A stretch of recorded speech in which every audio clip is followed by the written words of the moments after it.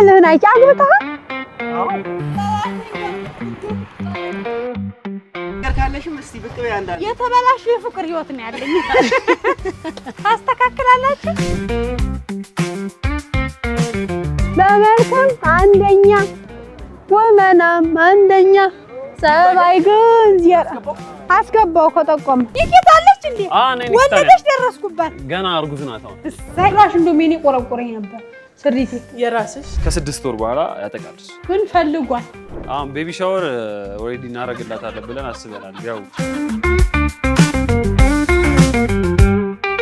አንድ ፍሬ አይደለሁም እንዴ? ገና ስንቱን እኮ ላንጫጫ ነው እዚህ የመጣው።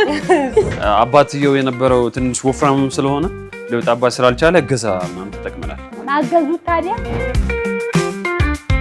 ይኸውልሽ አይሳሲ እድሜ ለሳሲያ የታሰጠዋለሁ አንቺ አሁን ኒኪታ ከተጠቃች አሁን ወር ከ22 ቀን ሆኗታል። አሁን ትንሽ መለስ አለላት ማለት ነው።